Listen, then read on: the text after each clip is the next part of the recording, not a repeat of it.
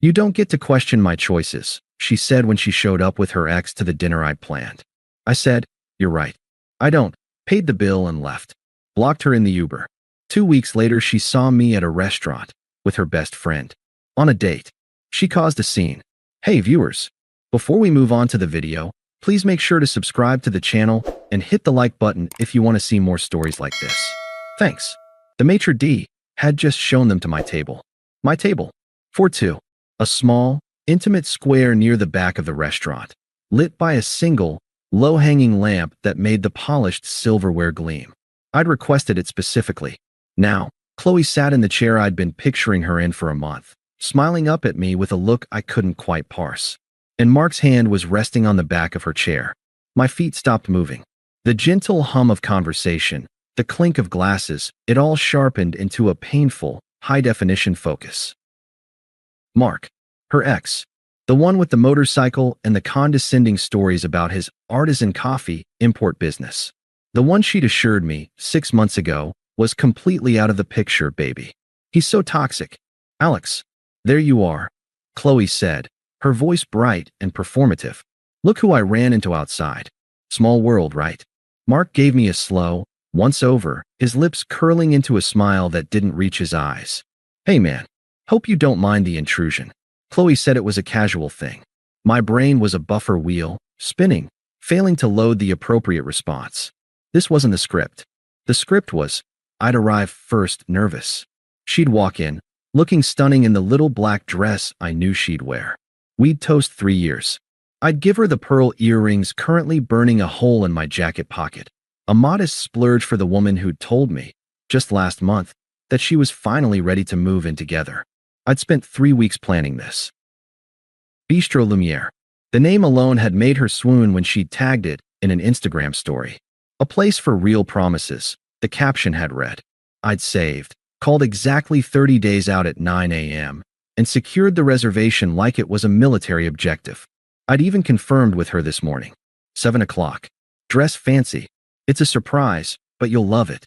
She'd sent back a heart emoji. And now Mark was pulling out the second chair, my chair, and settling into it with the ease of a regular. Alex, don't make that face, Qley said, her smile tightening at the edges. She patted the empty space beside her where a third chair was being hastily procured by a confused waiter. Sit down. Mark's in town unexpectedly, and he had nowhere to go. Be nice. The command, the tone. It was the one she used when I was being socially awkward, or when I questioned one of her more impulsive purchases. A gentle, public chastisement. I mechanically took the seat, my body moving on autopilot. The table was now crowded. Intimate was gone. This was supposed to be our anniversary dinner, Qley, I said, my voice lower and calmer than I felt. Inside, a tectonic plate was shearing off.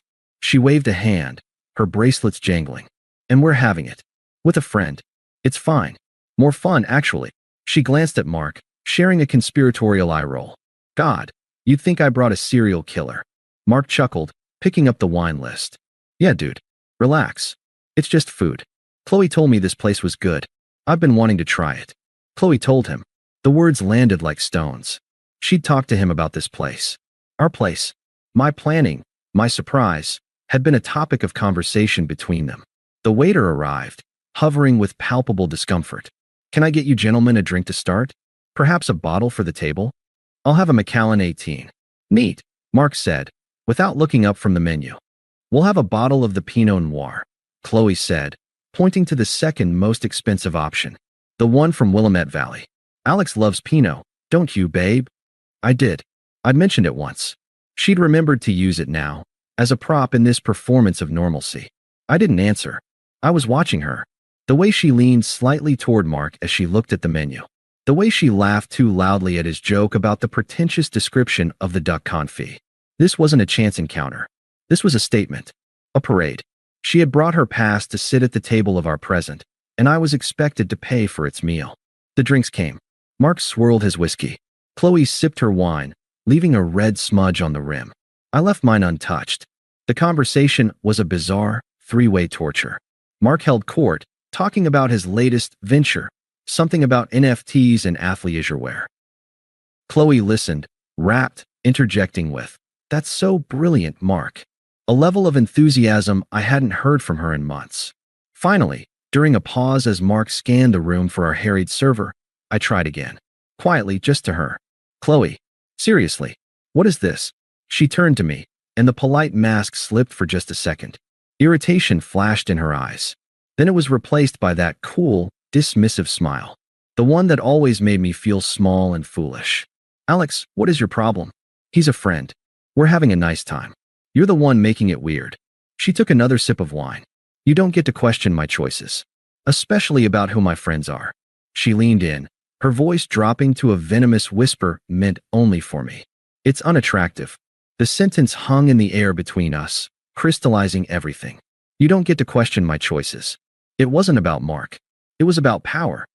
It was about her asserting, in the most humiliating way possible, that her allegiance, her respect, was something I had to earn by silent compliance. And I had just failed.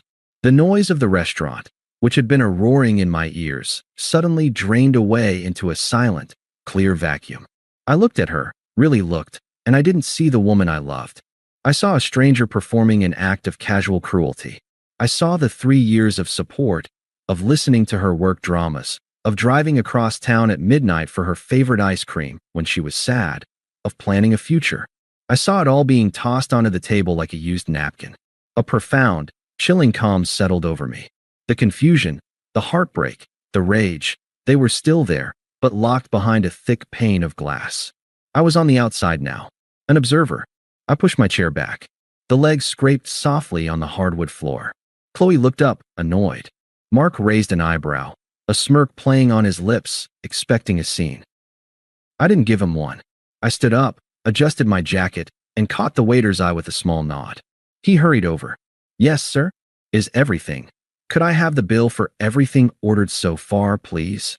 My voice was flat, polite, utterly devoid of emotion. "Alex, what are you doing?" Qley hissed, her performative cheer gone. I ignored her. The waiter looked panicked. "Sir, your entrees haven't even, just the drinks and whatever appetizers are in the kitchen." "Thank you." The waiter scurried off. Qley stared at me, her mouth slightly open. Mark leaned back, enjoying the show, but his smirk was now tinged with uncertainty. He wasn't the center of attention anymore. The bill came on a little leather tray. I didn't look at the total. I placed my card on it, handed it back. A minute later, I signed the slip, added a generous tip for the waiter's trouble, and slid my card back into my wallet. I finally looked at Qley. She was flushed, a mix of anger and dawning panic in her eyes. She hadn't planned for this. She'd planned for me to seethe quietly, to play the cuckolded boyfriend, to pay for their meal and absorb the insult. My calm exit was off script. "You're right," I said, my voice still that same, even tone. "I don't." I turned and walked out of the restaurant. I didn't look back. I didn't hear if she called my name. The cool night air hit my face, and I took a deep, shuddering breath that felt like the first one in an hour. An Uber was idling by the curb. I got in. As the car pulled away from the curb, my phone vibrated in my hand. A text from Qley. "Really? You're just going to leave? That's so immature." I looked at the words on the glowing screen. I felt nothing. No sting, no urge to reply. It was just noise from a place I had already left. My thumb moved with a mechanical certainty. I opened her contact. "Block this caller." A confirmation prompt appeared. Yes. I went to Instagram. Found her profile. Block. Facebook. Block. With each tap, a weight lifted. Not the weight of grief. That would come later, but the weight of her access to me. The weight of her judgment, her dismissal, her choices. The city lights blurred past the window. The driver had some soft jazz playing. I leaned my head against the glass. The dinner was over. The relationship was over. All that was left was the quiet, echoing space where the future used to be, and the first, faint sense of something that, in time, might feel like freedom. The silence in my apartment was a physical thing. It had a weight, a texture. It was the opposite of the noisy restaurant. It was hollow, and it echoed. For the first 48 hours, I moved through it like a ghost. I didn't cry. I didn't smash anything. I just existed in the negative space she had left.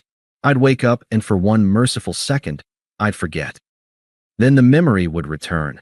The sight of Mark's hand on her chair, the feel of that third, cramped seat, the cold finality of her words. "It's unattractive." A hot, Sick shame would wash over me, followed by a rage so pure it made my teeth ache. I'd given her a sacred night, and she'd turned it into a joke. A power play. I'd been her straight man in a cruel comedy for two. But I had one rule, etched in steel in my mind. Do not reach out. Reaching out would be oxygen to her narrative. It would be proof I was emotional, immature, making a big deal out of nothing. My silence was my only weapon, my only dignity. So I sat in it. I let the waves of hurt and anger crash over me, and I didn't pick up the phone. I called my friend Ben, not a mutual friend. Ben was from college, lived across town, and thought Qley was high maintenance, but had always kept it to a raised eyebrow. I didn't give him the dramatic play-by-play, just the facts.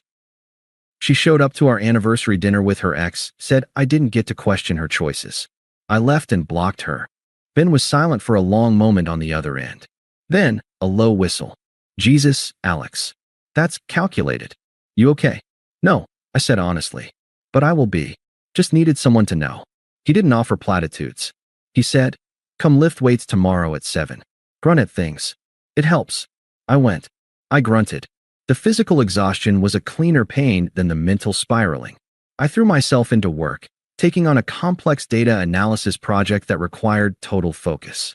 I cleaned my apartment until it shone, purging it of any trace of her. A forgotten hair tie on the nightstand, a half-empty bottle of her favorite conditioner in the shower. Each item felt like disarming a bomb. I placed them in a grocery bag and put it in the storage locker downstairs. Out of sight, but not yet out of mind. The grief was there, but it wasn't for her. Not the her who sat across from me at Bistro Lumiere. It was for the idea of her. The woman who used to curl into my side on the couch and tell me about her dreams. The one who'd cried when I nursed her through the flu. I missed that Qley with a ferocity that was terrifying. And then I'd remember her cold smile, and the mist would curdle into a deep, profound sense of stupidity. How had I not seen this capacity in her? Day 3. My phone buzzed with a notification. A text from an unknown number. The preview lit up my lock screen. Unknown number. Are you seriously still sulking? It was just dinner. You overreacted. We need to talk.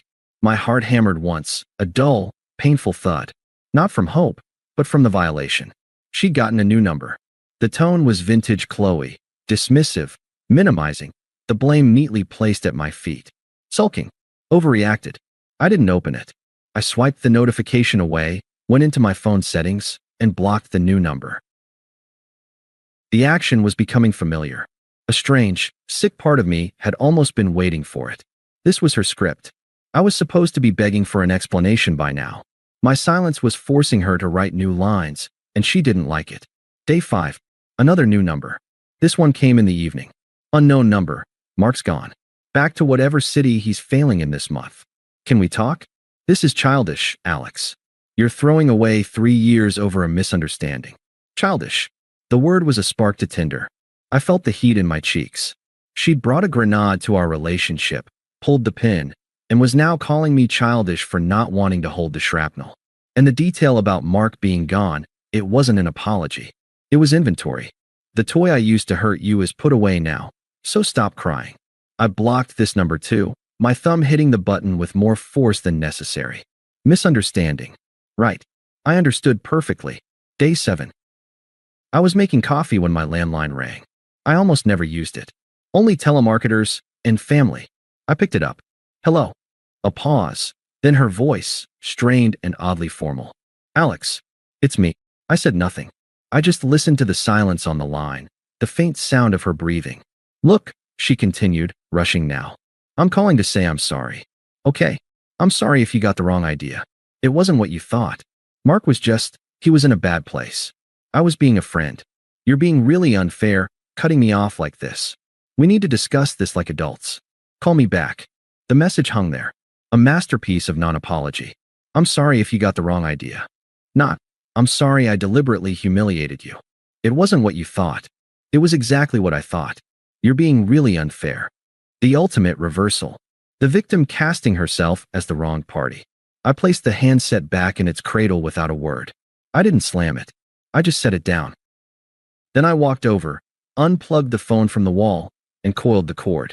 I put it in a drawer. The silence returned, deeper now. Day 10. My personal cell rang. The screen showed Sarah, Chloe's best friend, the architect of countless girls' nights, the sympathetic ear when we had fights, the one who'd told me last Christmas, "You're so good for her, Alex. She's lucky to have you." My first instinct was to ignore it, but a colder, more curious part of me wondered what the talking points would be. I answered, "Alex, hey." Sarah's voice was all contrite warmth. How are you holding up?" "I'm fine, Sarah. What can I do for you?" I kept my tone neutral, polite, the tone you'd use with a client's assistant. She sighed, a performative, weary sound. "Look, I'll get right to it. Chloe's a mess. Like, a total wreck. She feels awful." I waited. She knows she messed up. That thing with Mark, it was a huge misunderstanding. He manipulated the situation.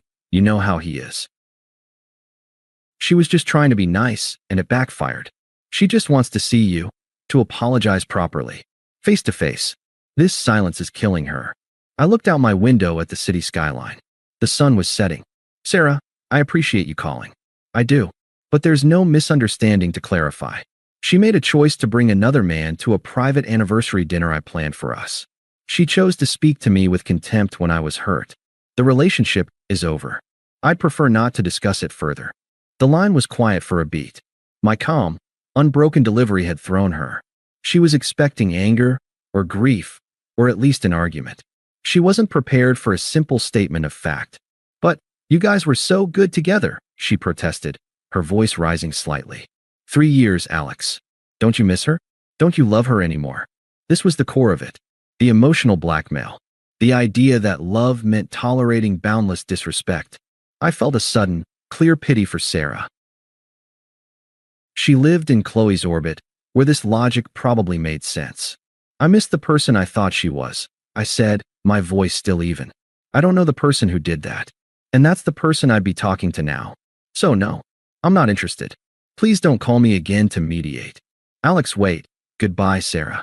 I ended the call. I didn't block her number. Not yet. But I placed the phone back on the table. The evening stretched before me, quiet and mine. The first wave of her assault, the dismissive texts, the pleading voicemail, the flying monkey envoy, had broken against a wall of simple, unresponsive silence. She was still talking, still performing. But I was no longer in the audience. I had left the theater. The pain was still a dull ache, a phantom limb. But it was mine now. It wasn't something she could poke and prod for a reaction.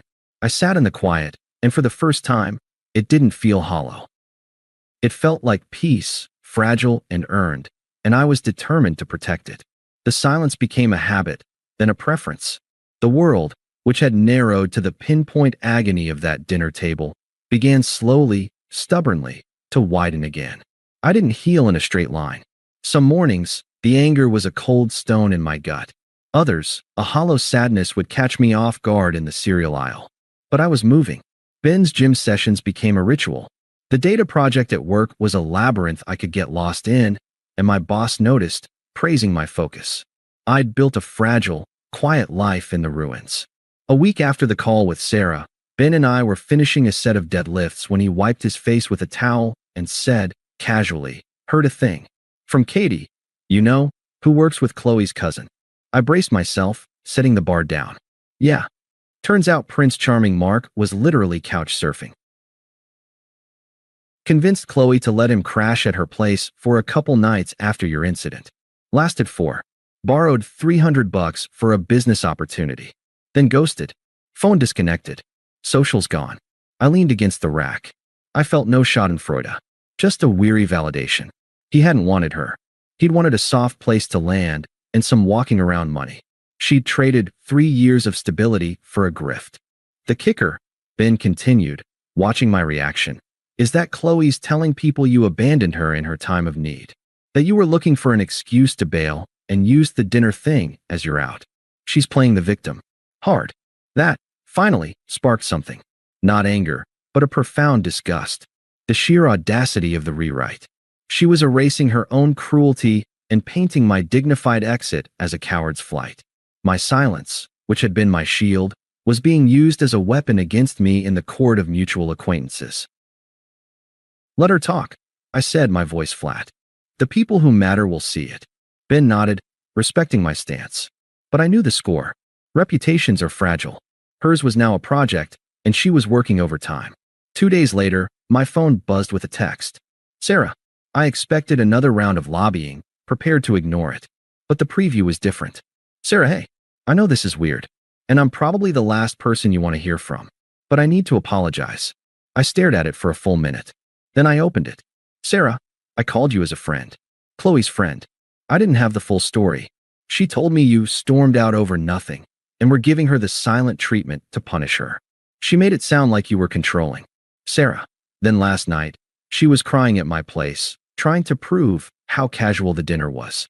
She forwarded me the reservation email you sent her. The subject line wasn't dinner plans. It was anniversary dinner reservations, Bistro Lumiere. Sarah, I felt like an idiot. And like I was used. I'm sorry, Alex. Truly, what she did was cruel. I wouldn't have called if I'd known. The words were a small earthquake in the quiet landscape of my new life. This wasn't manipulation. It was a capitulation. An admission that she, too, had been fed a narrative. The forwarded email was the kill shot, a piece of objective evidence Qley, in her self-pity, had accidentally weaponized against herself. I didn't reply immediately. I let it sit. I thought about the Sarah I knew, not as Qley's appendage, but as a person. She was sharp, often quietly observing while Qley held the spotlight. She had a dry wit Qley didn't always get. She'd been a constant in the background of our relationship, usually rolling her eyes fondly at Qley's dramatics. But this wasn't a fond eye roll. This was a line being seen and crossed. After an hour, I typed back. Me, apology accepted. Thank you for telling me. I hope you're okay. Her reply was swift.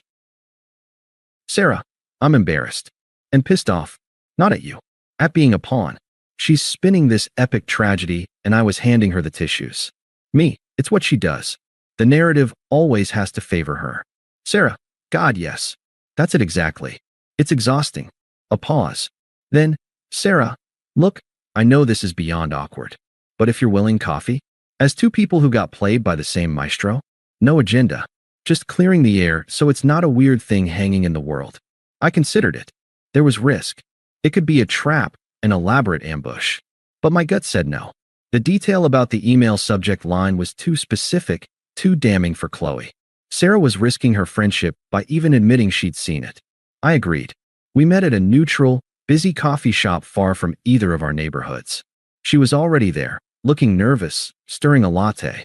When I approached, she gave me a small, hesitant smile that held no artifice. Thanks for coming, she said. Thanks for the honesty, I replied, sitting. The conversation was stilted at first, orbiting the weather, the coffee. Then she sighed, setting her spoon down. I really am so sorry, Alex. For the call. I felt like a puppet. She was crying, saying you'd ghosted her over an innocent mistake, and I just defaulted to support mode. It's my pattern with her. But seeing that email, it wasn't a mistake. It was a targeted strike. I nodded.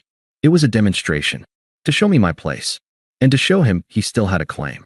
It's sociopathic when you say it out loud, she murmured, paling slightly. And the stuff she's saying now, about you being insecure, about you possibly cheating first, it's getting uglier. That was new. The narrative was evolving, escalating to justify her victimhood. I felt a distant chill. Let her talk. I repeated, though it felt less certain now. It's just, I've known her since college. The drama, the need to be the center, it was always there. But it was usually harmless. This is different. This is cruel. And seeing it directed at you, who was always so patient with her. She trailed off, looking genuinely distressed. I think I've been a bad friend. To both of you. Enabling her, and not seeing what it cost you. Her self-awareness was disarming. We talked for an hour. Not just about Qley, but about the fallout. How I was coping. How she was reassessing their friendship. I found myself relaxing. She asked questions and actually listened to the answers. There was no performance. It was just two people in the debris field of the same emotional bomb, comparing notes. We parted with a slightly less awkward smile. Thanks for the sanity check, she said. Any time, I replied, and meant it. The text started a few days later. Not frequent. A funny meme about Bistro Lumiere's overly ornate menu descriptions. An article about the grift economy Mark probably belonged to. It was quiet, mutual reconnaissance. A shared language of recovery. A lunch followed, then a walk in the park. It wasn't a date. It was simpler than that.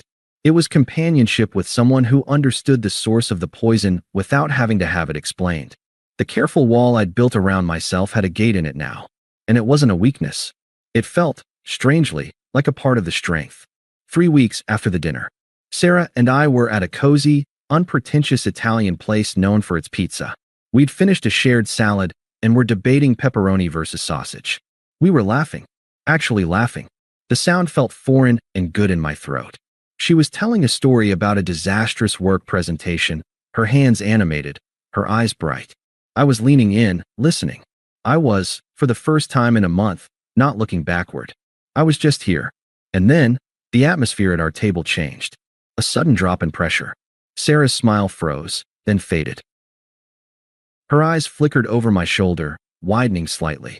I knew before I turned. Qley stood 5 feet from our table. She wasn't alone. A woman from her spin class stood behind her, looking mortified.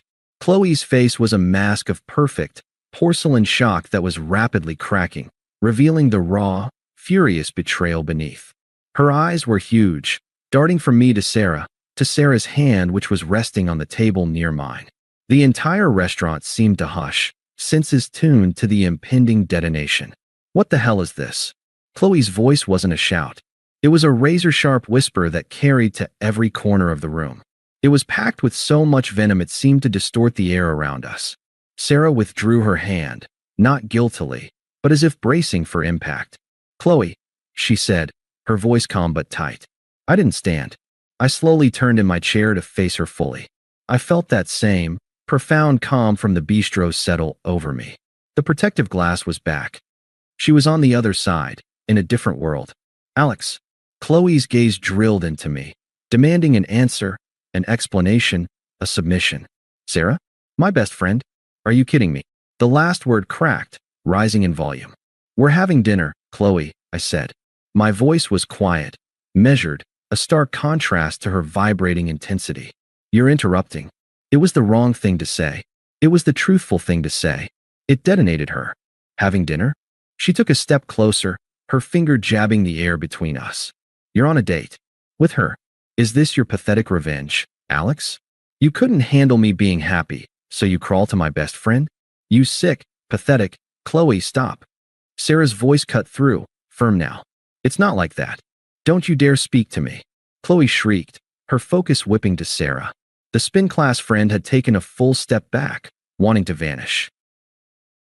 "You traitorous bitch. You've been waiting for this, haven't you?"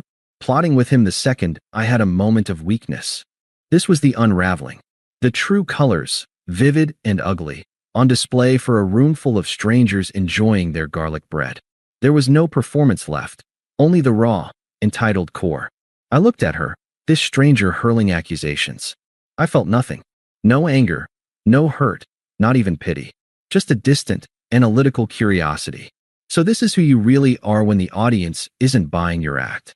"Qley," I said, and my tone, polite, final, utterly disinterested, made her stop mid-inhale.